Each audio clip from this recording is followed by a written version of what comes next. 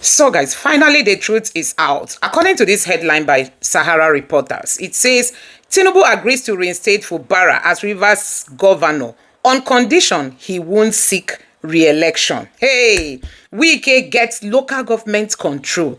So Wike will be controlling Abuja as FCT minister and be controlling Rivers as local government whatever. So guys, Tinub has finally concluded his deal on Rivers State. So Tinub is taking over Rivers, come 2027. They've already made Wike the person who is going to be his campaign manager or leader, whatever you call it, for Rivers. And now Wike is going to be in charge of local government. That means even the elections that is going to be held, they want APC to take over through Wike. Wike is in PDP, but he's going to do that for Tinub in this coming election. And then they are going to remove Fubara. Fubara shouldn't vie, because if he vies, there will be that conflict, The people of Rivers want to vote for Fubara in PDP.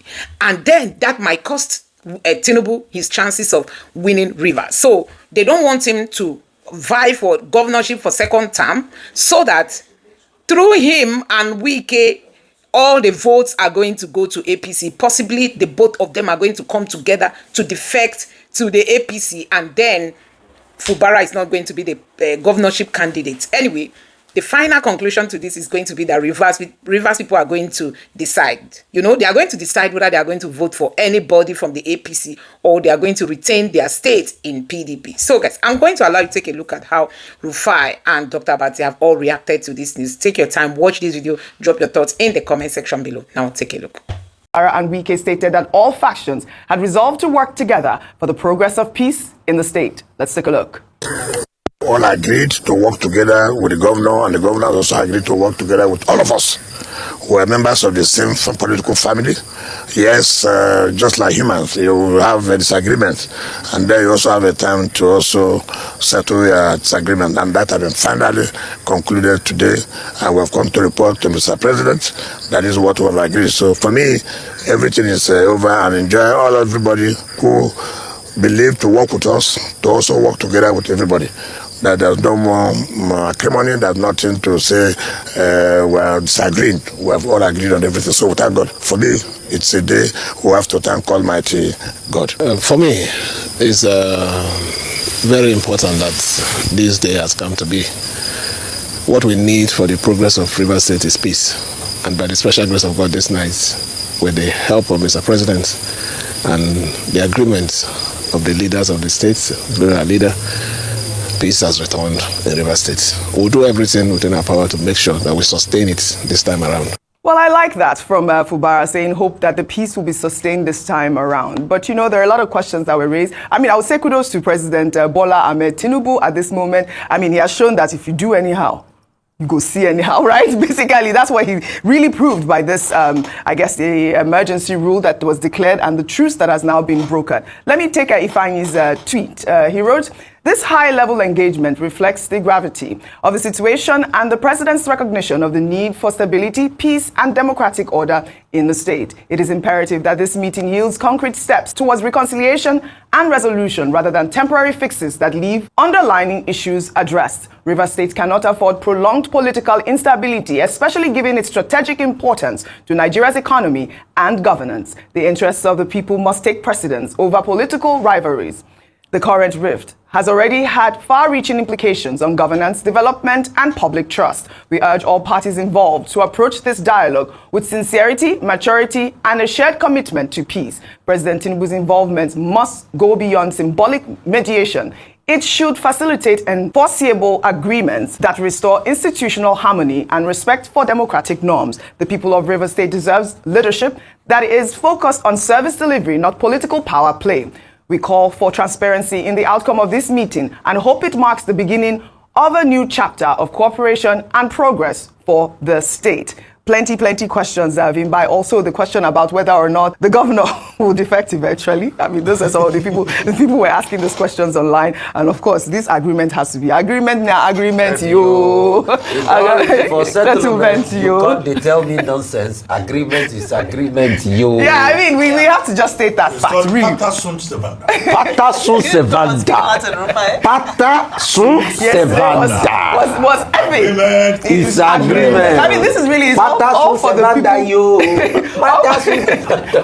people of Rivers State and all the Rivers women. I hope that they are now, they will be happy to see that, And when is this emergency rule going to be lifted? We need that transparency as well. Rufai, you're laughing. Go ahead. I'm laughing because of the hypocrisy we generate in this country. Maybe I will tell you the truth. There's nothing you're going to do to me. This fight is never about the people. It's about state resource. Godfather that put God's son there, they all fought over interest. They are all personal interest. When they are fighting, they call all of us to come and join them. The people were taking sides. That's why I was asking the likes of Mr. Bernard Miko. Well, you know the ones that say Fubara is governor, he must stay. Now, Wike has shown he has more power. Everybody has gone behind Fubara. They say God is with him. You see, when people are pushing you, when they are no longer, they say God is with you. They didn't know God was with you from the very first part. For me, the fight was supposed to be a fight of principle. It was supposed to be a fight against this hegemony of Godfathers. Yeah. It was supposed to be a fight against words like, I was the one that made you governor. And that's why I say it's not in the interest of the people. The people were there, they were hearing when this party were saying, I made you governor. I didn't make you governor. I made you go. Should one person be making another person leader over a state or the will of the people? So it shows that the democracy we practice is fast falling to the sand of obscurity. So we should stop deceiving ourselves. These two, they reach agreement now because Wike has been able to show. And probably because Wike aligned right and is with President Tinub. And with due respect, Oji, let's not encourage President Tinub on the aberration he did. What are we thanking him for? He sided with one party over the other. It was not a level playing field fighting. Because Wike was in his cabinet and because of political needs, sided with one party over the other. And he gave Wike the upper hand. Yeah, but now there is peace. And from there, which peace? Was there not always peace in Rivers State all this while? No, there was so much rancor going on. It was not the case of rancor. The rancor, let's not deceive ourselves. One thing after another. It was only once that thing happened. The rancor was because the dramatics personnel were at loggerheads with each other. It was never about the people. The people were not at rancor. Yes, the people were not, They crafted the people into it. Let's stop supporting, except we will not have a country, because it will not be a country of hegemons. I'm not supporting emergency rule. I didn't say that. Let me put this in a theoretical context. What has been established? I said earlier on this program that yes, we commend President Tinub for intervening. This is not the first time that he's intervening, because as president of Nigeria, he wants peace and stability in every part of the federation. And it was because in his own reckoning and the reckoning of his advisors, although we said, they acted ultra vires, that he imposed that 6 months state of emergency. But what is confirmed is that President Tinub, acting as father figure and intervening, is that in Nigeria, we are running a paternalistic system of democracy. Yes, ma'am.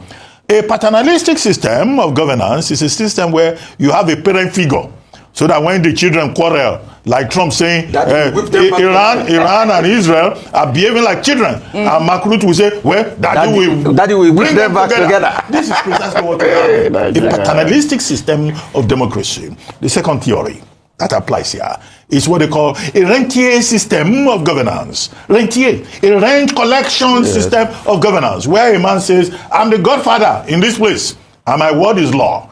And the ultimate personification at this moment, at this time, is some Wike who is glutton, masturbating, and saying that this matter has been resolved because, we have reached agreement and all that. It's a confirmation of the rentier system that we run in this environment. Now, the third point is about the interest of this client. The client is, what's his name? Fubara. Because this is clientelism. Somebody makes you a governor, and then as a client, you just have to submit. And that's why I said earlier on, it was a case of surrender. What are the details? What are the details of this surrender? Does it mean that he will join APC? Does it mean that he will agree to one term? Does it mean that anything that Minister Wike says hereafter, either with regard to local government elections or whatever, is what he will do? So even with this agreement that has been reached, the devil is in the details. All right. The final point is about the interest of the people of Cross River State. Where are those Ujo youths who were defending Fubara? We didn't see them there. Where are those... you mean at the meeting? At the meeting. What would they be doing there? Where are those elders who were saying, we stand with Fubara and this is where we stand? We didn't see them. Fubara went alone. The people that we saw at that meeting was the Martin Abewule faction, the Wike faction, and they were there. They dictated to him. So Fubara has eaten the humble pie. But we would like to see developments what happens, whether the suspension will be lifted, whether he will join APC, and how Rivers State will be governed hereafter. However, our interest is the interest of the people of Rivers State. Yes. That the state is governed in their interest. Correct. Whether Fubara gets a second term or not is not our business.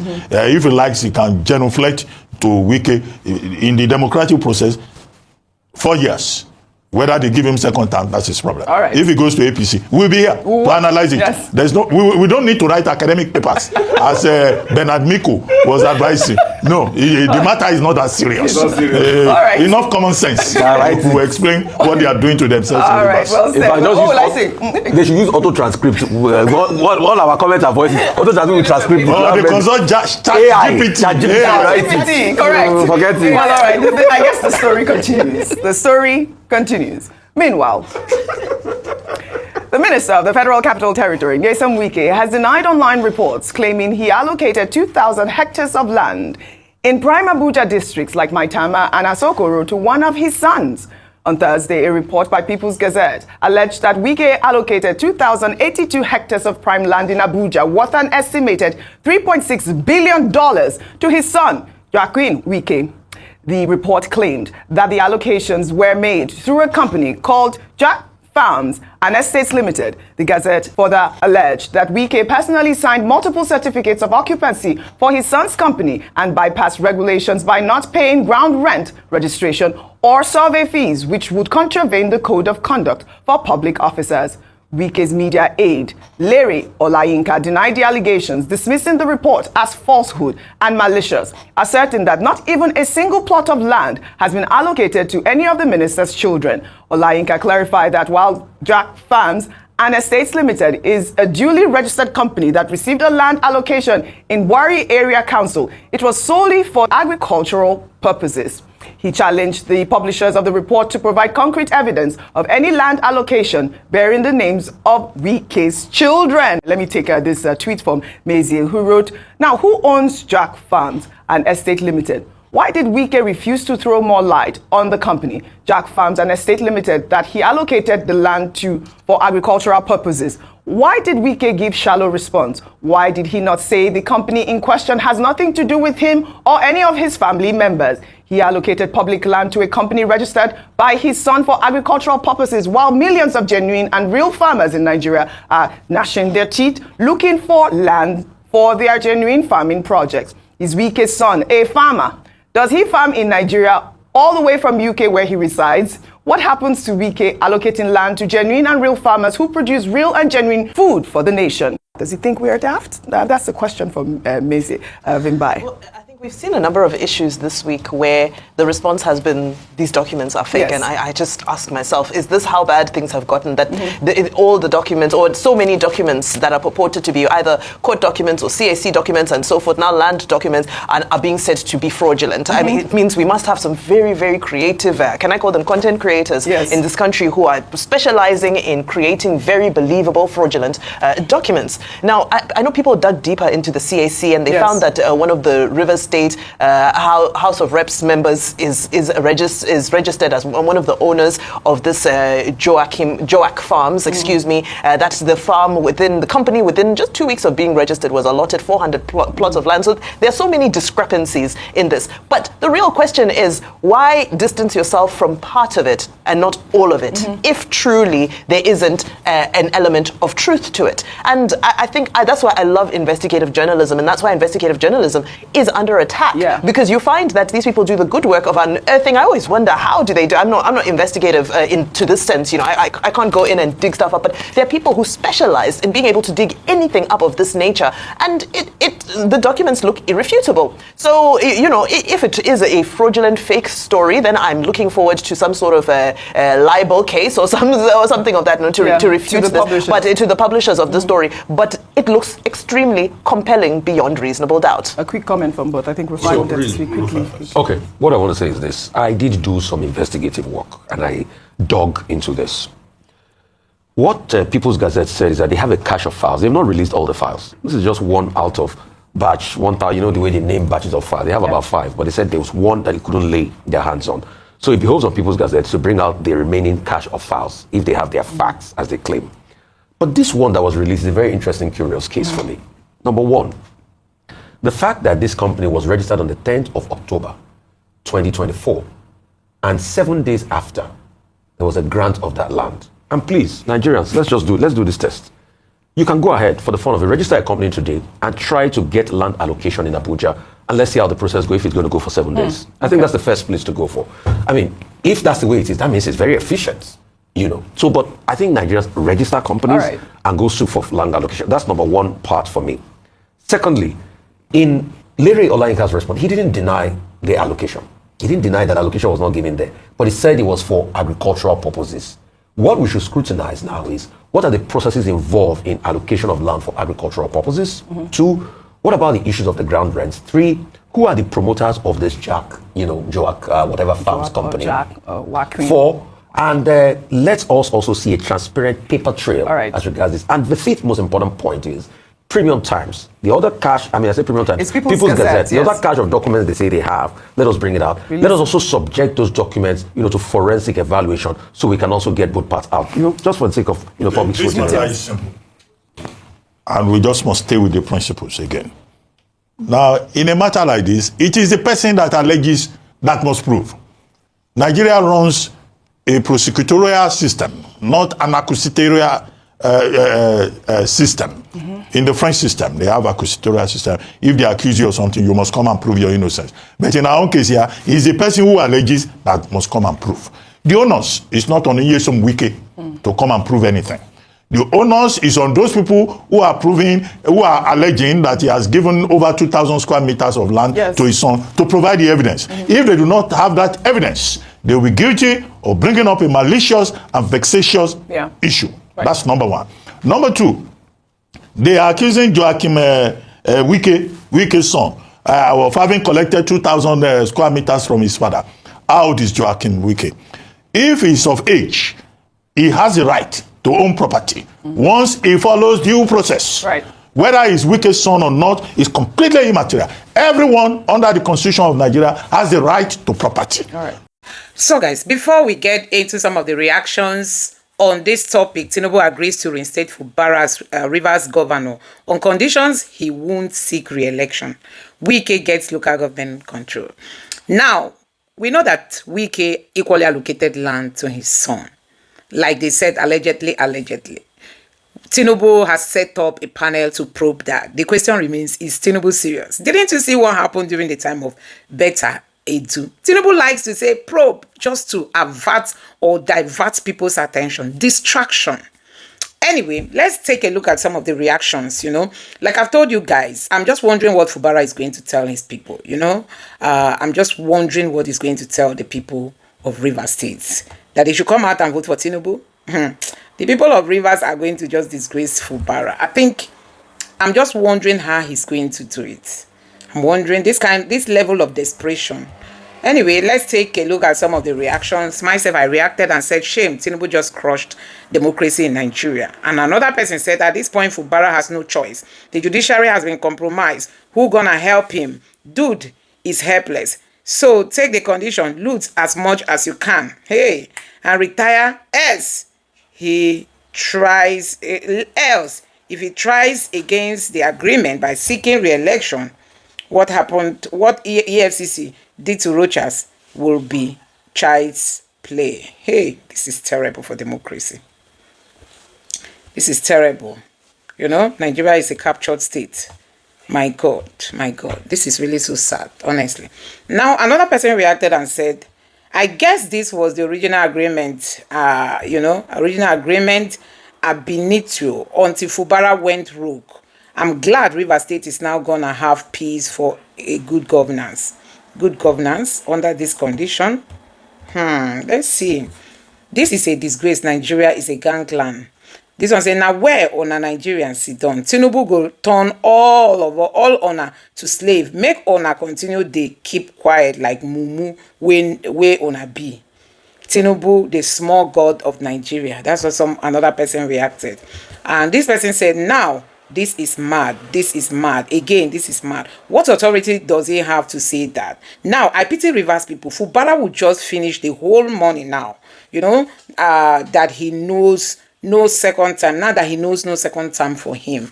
I think that's actually why Fubara must have taken this agreement, you know, so that he will come back, use that opportunity, get lands, get money, get all those. Because before now, Fubara has been saying he just needs to work for Rivers, but now I think Fubara is coming for himself. I'm just wondering how he's going to be able to talk to the people of Rivers to follow him to defect to the APC. It's really going to be very, very sad. This one says Tinub and Wike are both problems for Nigeria. Honestly, these two people. Fubara can't and has shown he won't deliver Rivers State to Tinub. Don't say that. That's the shit why Fubara is pocket like sweet ball. Another person says, as long as it will not be benefit, as long as it will not benefit Nigerians, it will not prosper. Honestly. All these things is just for themselves. Why exactly do we conduct elections in Nigeria? I don't see the need, honestly. What's the difference between the new Fubara and the present administration? Hey, and this person on the condition that his political ambition will be incapacitated from 2027. This condition is insane. When you fear too much, you buy before the actual death. So Fubara has been crushed. I think that's just it. Fubara has been crushed. Anyway, guys, let me know your thoughts in the comment section below. Please don't forget to subscribe to the channel and turn on the notification bell. Thank you.